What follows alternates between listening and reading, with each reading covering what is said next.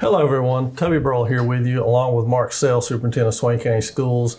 Today we've opened up our Facebook page for parents to ask questions about our reopening plan for 2021 school year. And Mark, there's been several really good ones so far. I thought it was a great opportunity for us to sit and answer some of those questions for our folks at home that they might have on their mind. And the first and most often asked one is if they've already filled out survey information for us, does that in and of itself constitute them choosing plan B or C?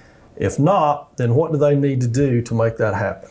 Okay, there are a couple of stages in that. Everyone, I hope, understands that those first surveys we sent out were a little bit preliminary so that we could get some trend data and begin our planning.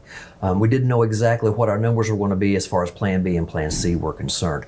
Now that we have better trend data, what we're going to ask our principals to do is if there is anyone on their roll who has not answered the survey yet, who has not answered, if there has been no response, then they are going to place a phone call to that home. Now here's part of the problem. Not every phone number on our records in Power School is accurate, and that's because Correct. People change numbers and they change residences, and I get all of that. So if you have not filled out a survey, or you know someone who has a child who hasn't filled out a survey and they have not received a phone call from their school, their respective school where that student will be enrolled, please call that school and ask to speak with the principal so that they can ask a very specific set of questions. Let me say that one more time. If they haven't filled out a survey at all and they haven't got a phone call at all, call the school because we need to know if it's B or C.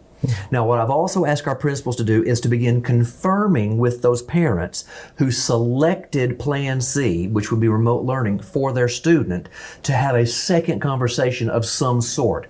Those conversations will begin to happen probably towards the end of this week and into next week, because everyone needs to understand we're talking about the potential of 1,000 phone calls between all of the schools. That takes a lot of time. Now, if someone has selected B on one of those original surveys and they want to call and confirm that, they can call and speak with the secretary of the school who can then confirm their name. I think that's the best process for us to use right now. And I would go back over that again, but perhaps we should revisit that right at the end. Sure. Just to make sure that people got all of that. Sure. And the one thing to me that's come out of all of this, Mark, and you can echo this comment if you want to, is that I think what we would ask of everyone is just a little bit of patience right now as we wade through this, because it's a daunting task. And what we've got to do, while it may just be your child that you're worried about, and rightfully so, we've probably got 1,096 more of them to be concerned about. So it's going to be a lengthy process. I know on here a lot of people are already asking about schedules for the fall, and it's just way too early right now for that. As soon as we get those available, we're going to put them out there to you, and you'll know it immediately. But right now, until we get all of that data that Mark's talking about back in and know what every one of those students at, let's say, for example, West are going to do, it makes it very hard for Ms. Davis and her staff to be able to put together schedules at this juncture in time. That's right. So moving on, let's see what else we got. Let's go ahead and tackle one of the more controversial ones from our talks so far, and that is, if we choose B, can we switch to C? If we choose C, can we switch to B somewhere during the year? The answer to that question is, if a parent chooses B and they find that they would prefer to have their son or daughter not homeschooled, remote schooled, then they can absolutely choose C. But we really cannot do the opposite. And I know that bothers some parents. I've already had conversation with some about that. But we have to understand that under the current guidance from Department of Health and Human Services and also from the Department of Public Instruction right now, we have to limit the number of students that we have in the space we have.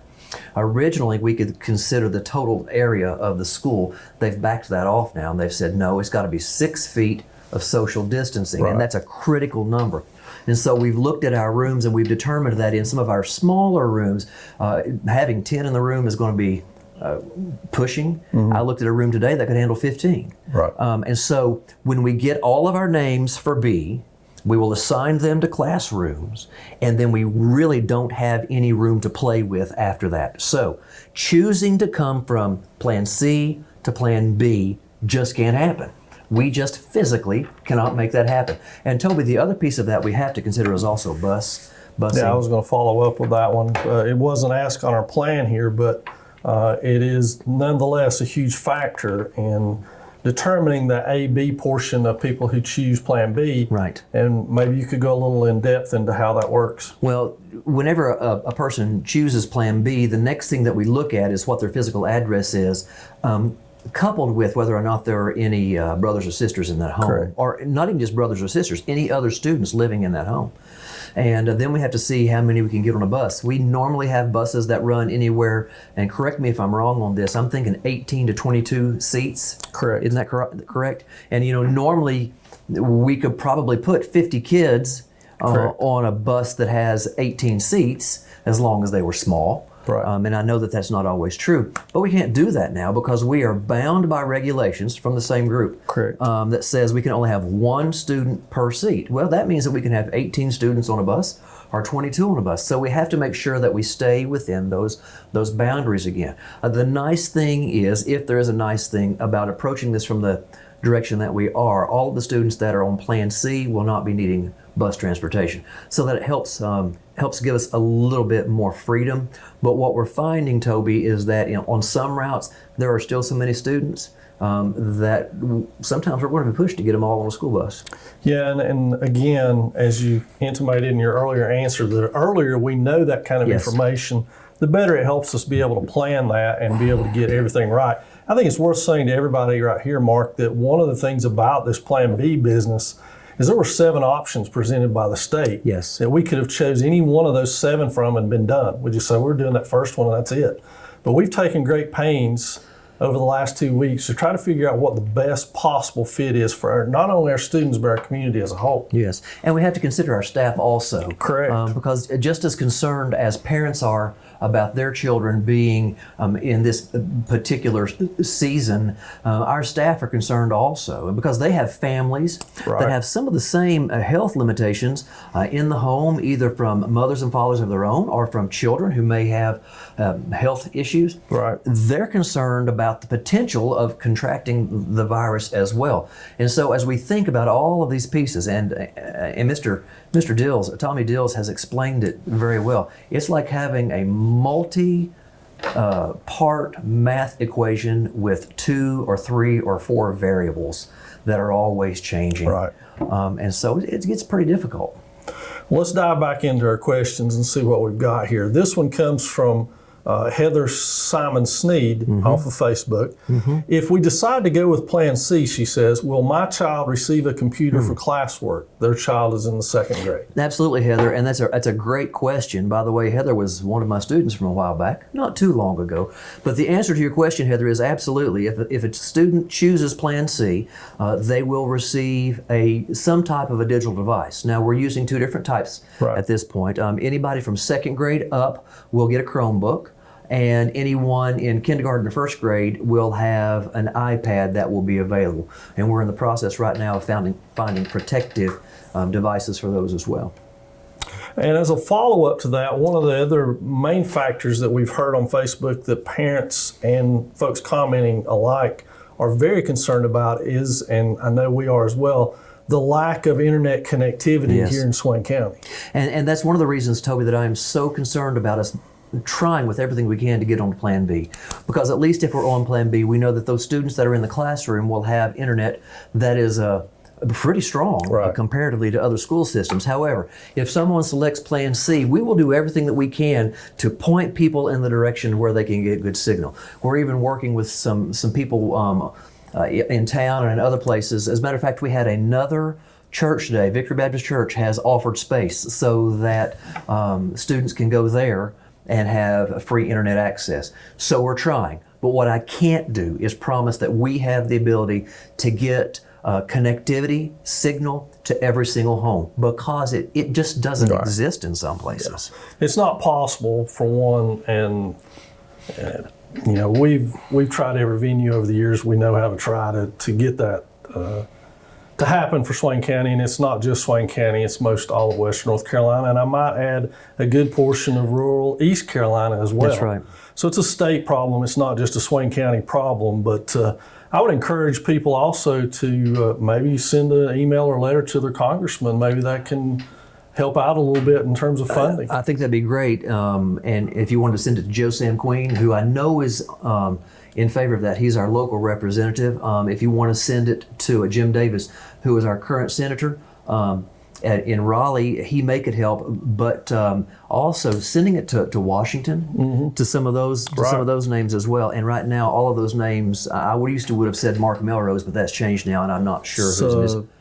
Tillis is still in the seat. Senate. The other one that seat's being run for, so Right. no one's in it yet. Right. And then Senator Burr holds the other Senate seat for North Carolina in this area. Let's see what else we got here.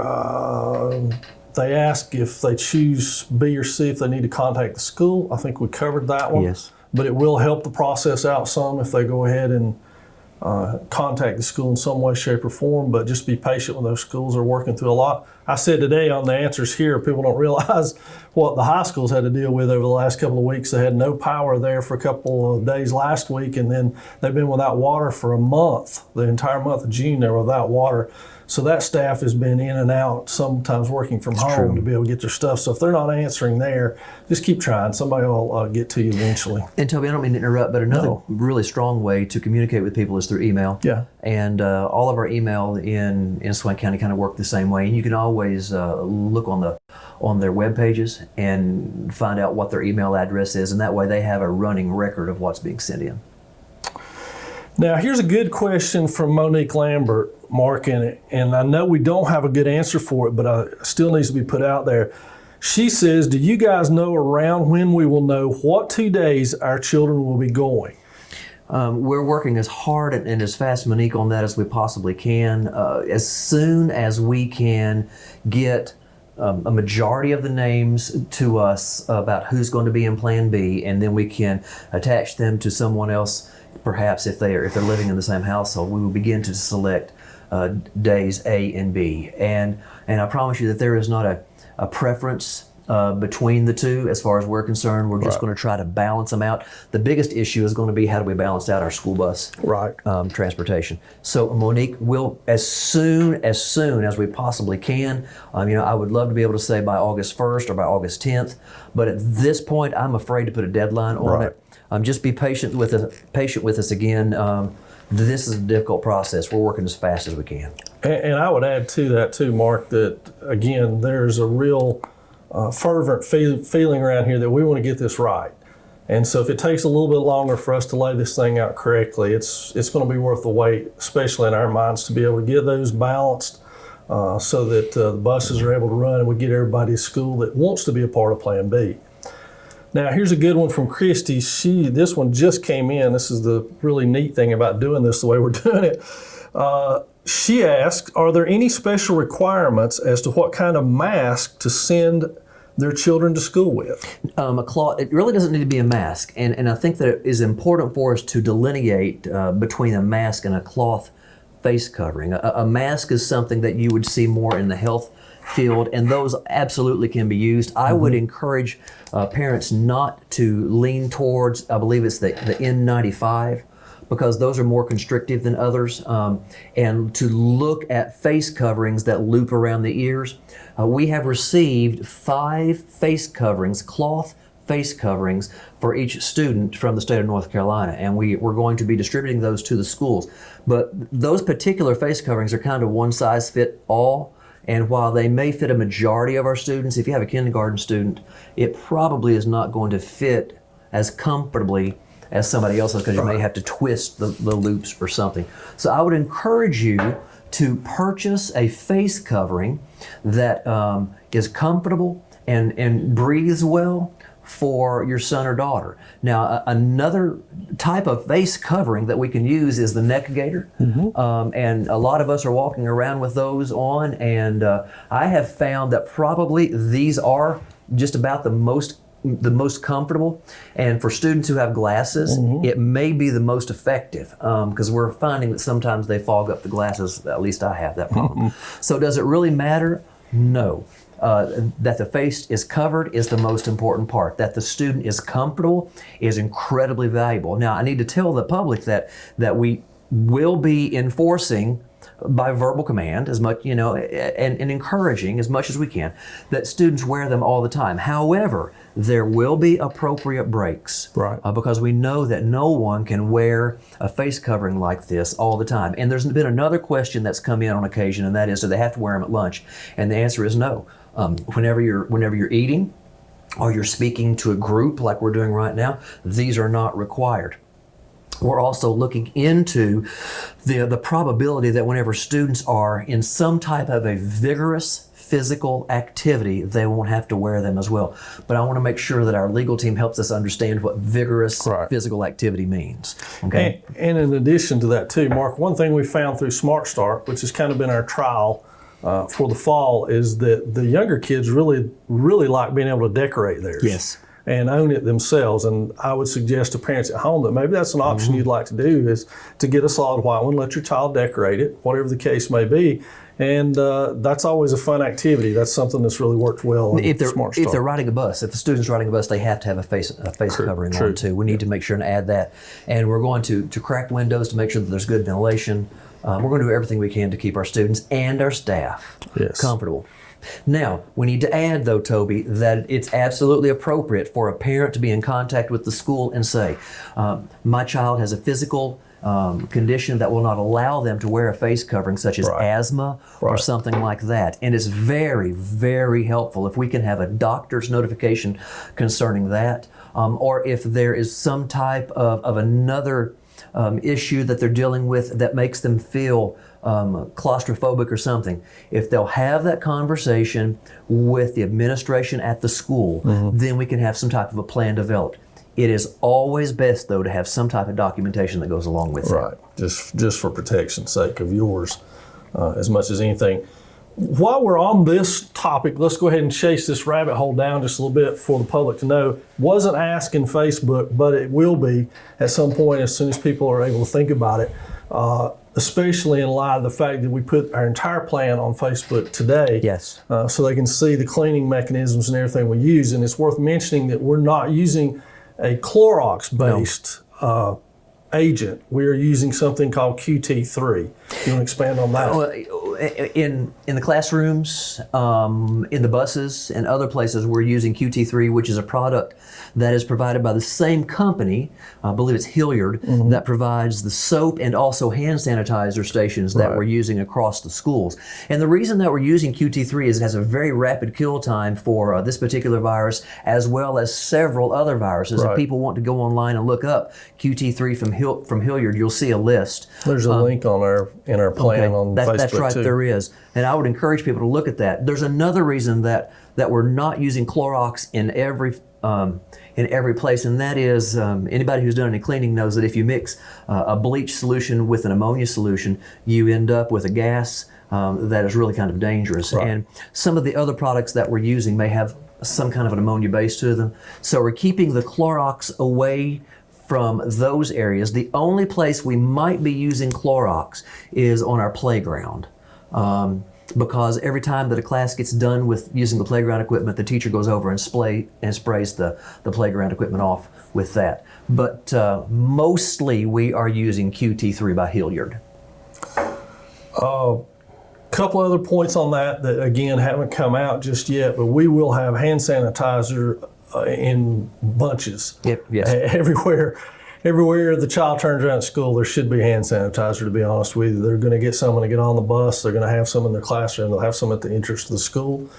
And that brings us to those beginning of the school routines that we now have to do in terms of parent drop-off in buses. Now, when the buses arrive, students will come off the bus, have their temperature checked, and go to class. But there's something about an attestation piece that's in there. And the one question I did have on Facebook that someone asked about that very thing is we said it was for bus riders Is it also for parent drop-off? In other words, can the parents No. do that in parent drop-off? No, and the reason that the attestation is in place is because there has been a concern about students getting on the bus and not being screened. Correct. And here's our reason for not screening exactly when they get on the bus. Let's assume that little Mark's mom and dad need to go to work early, and so they leave Mark at the bus stop knowing that the bus is coming, or assuming that the bus is coming, and they take off, and Mark shows up and has a temperature.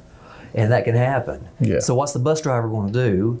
Because he can't leave the child on the side of the road. So what we're asking is for every family to fill out an attestation, which is just a fancy word for a written promise that says that 3 or 4 things are going to happen. Number 1, you're going to check your son or daughter's temperature before they leave the house in the morning. Right now, the cutoff point is 100.4 degrees. That's not 104, but 100.4 degrees. The next thing you're going to ask them are some questions about how they're feeling. You're going to attest to whether or not they've been around anybody who has been diagnosed with COVID, and some of the other things. All of those questions are on there. They can fill that attestation, that promise out, and send it in, and that will be good for the entire school year. That's what our legal team is telling us. Now, it's very important, though, that we're absolutely 100% accurate and honest with that. Please, don't fill out the attestation and then send your son or daughter to school if they fall within one of these categories, because it can close down their classroom. And that creates problems for a lot of people. We're doing everything that we can to keep everybody safe. Now, why will it not work at the parent drop-off? Because at that point, they're getting out of the car and they're going to be screened when they go in the building. We are required to screen every person, adult or child, if they enter the school building for any length of time. So the attestation doesn't work at drop-off. It won't work for a parent. It will only work for students that are getting on the bus. Does that answer the question? It does. And now, when we say screening, what we mean by that, folks, is you've got to answer those questions that Yes. you just talked about, and you have to have your temperature taken. When we say screening, that's what we're talking about. So those are the things that will be taken care of, especially elementary school, at those parent drop-offs. But I would suggest that you make sure you stay in tune to your school as to what their procedures are going to look like when you get there. And the reason I say that is because obviously when we go to the middle school and the high school, things are a lot different, especially at the high school this year, because they're going to be breaking in brand new procedures for how you drop off students, pick up students, so forth and so on with the new entranceway. And Toby, we probably should add that whenever a student is being dropped off at the school, they're actually going to be checked, screened before they get out of the car, or right there as they're getting out of the car. That way, if they have a temperature, they can get right back into the car and then go home. And I know that is a problem for parents sometimes, but if we'll check our kids before we ever get them in the car and ask those questions and just be honest about it, we probably aren't going to have problems. Right. Okay? And I would add to that another important point, and I'm probably saying that way too much, but it is. I know I was guilty when I had kids in school of giving them Tylenol and sending them to school because it's important to be there. Please don't do that. Not under these current circumstances. Things have changed dramatically in that regard. If your children are running any kind of fever like that, keep them at home. I know it's a little bit of difficulty at times to be able to do that with childcare and the whole works, but that's in the best interest for the rest of our schools. Now, let's see, where do we go next? Let's tackle this one next, and it's a generic question. I'm not real sure we can get specific answers, but I'm hoping we can point them in the right direction. There were lots of questions, concerns about EC children, IEPs, and the works.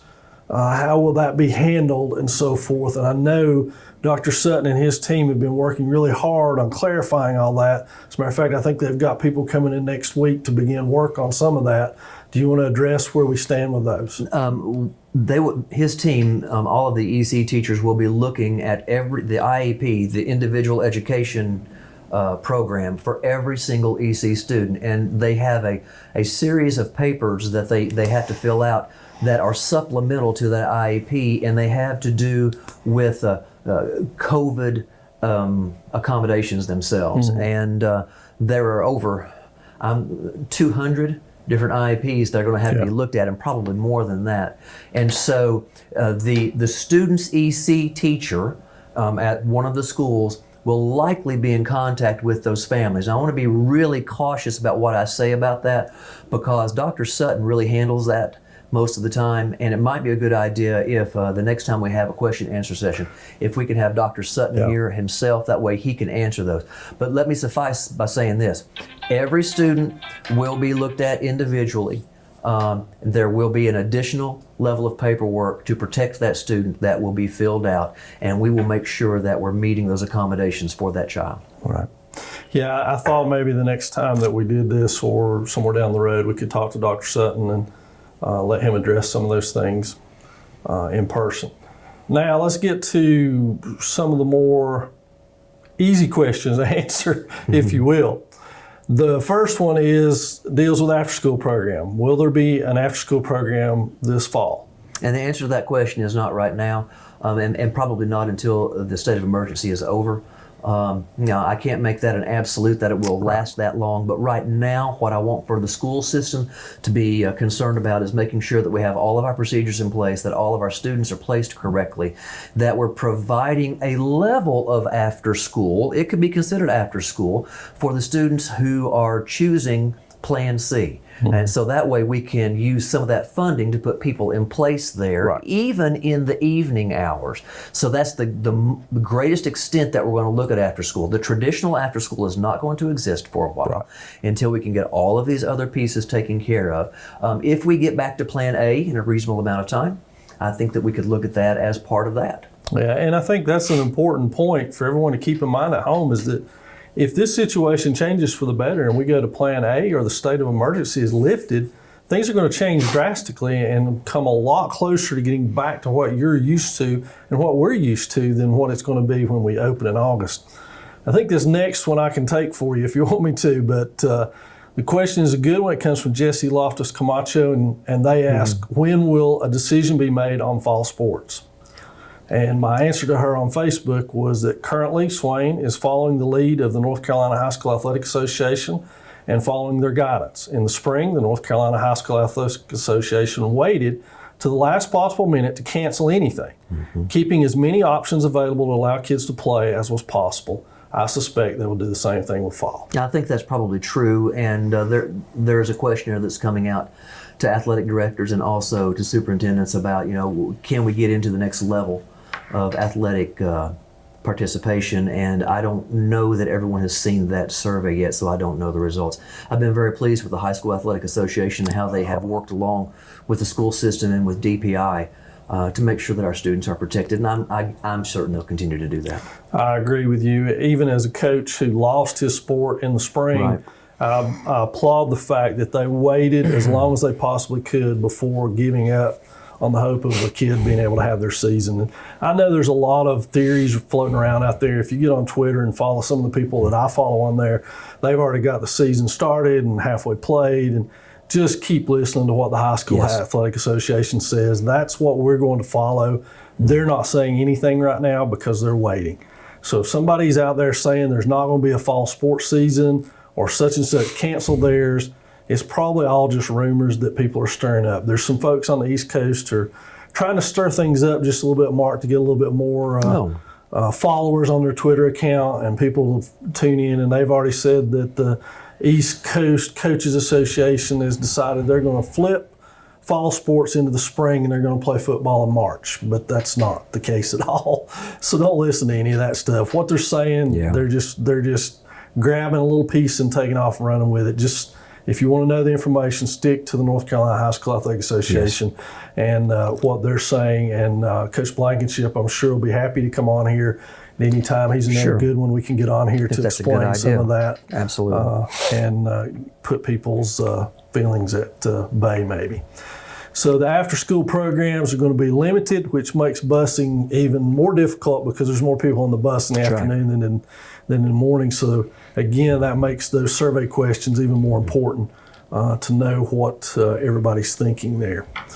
I guess it's probably worth us saying that until the state of emergency is lifted or we're out of this B schedule, there will be no visitors to the schools. If you need to have a parent conference, you need to call the school to set that up. Please don't show up unannounced because you probably won't get in. And again, it's not because we're trying to be unfriendly or not hear what you have to say. It's just the way of doing business right now. Early pickup by parents will be available, but there will be a series of protocols that the parents will need to take before they can actually even go into the building. Because again, if anyone enters the building, they have to have some type of a screening. Right. And so there are some processes for that as well. And I'll leave it to each school to explain how that's going to work. And there was something else that crossed my mind, but it's gone already, that I thought was going to be good. Well, we just got a new question here. Let me shoot it at you and see. I know what the answer is going to be, and I think we may have touched on it, but let's answer it directly. And this is from Emily Caroline Wojcinka. I'm sorry if I mispronounced that. Will Plan B kids each be assigned a Chromebook? And will computers travel from school to home with the children on their virtual days? The answer to that question is yes to the first part. Every student will be assigned a Chromebook. If you are in second grade through 12th grade, if you're in kindergarten or first grade, it will be an iPad like everyone else. We're looking and speaking with principals and teachers about whether or not they're going to expect students to take those Chromebooks home every single day that they leave, but I can almost guarantee you that when we get to 4th and 5th grade, especially at the middle school and the high school, that those Chromebooks need to go home every day. And here's another reason.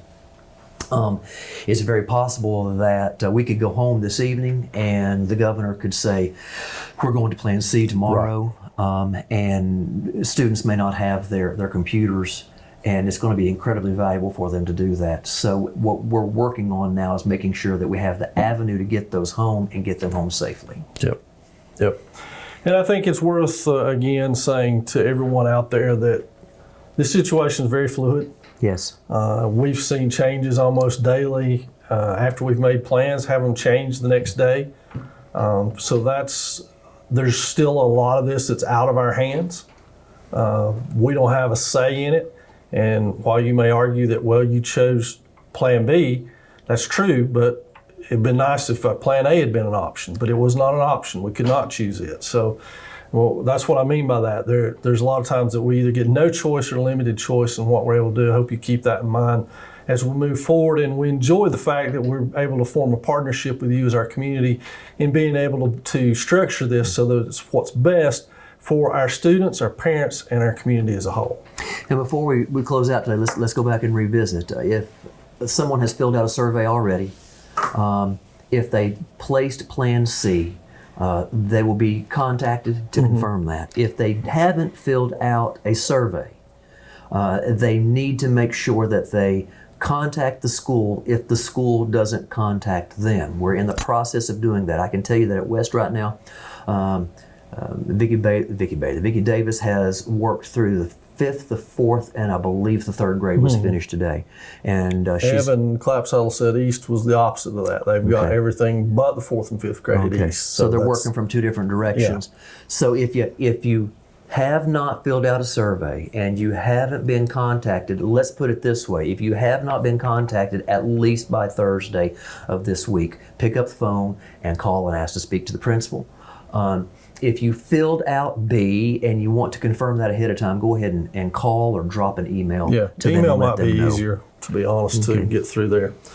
And what other closing thoughts do we need to hit again? There's something on there at the very beginning we said we need to go back to. I don't remember, other than our concern is to get every student in the building that we possibly can, and yet at the same time provide the opportunity for families who have a greater concern. And that's the reason we've gone with what I would call a hybrid B and C. I also know that it's incredibly, incredibly important that we have face-to-face instruction in every way that we can.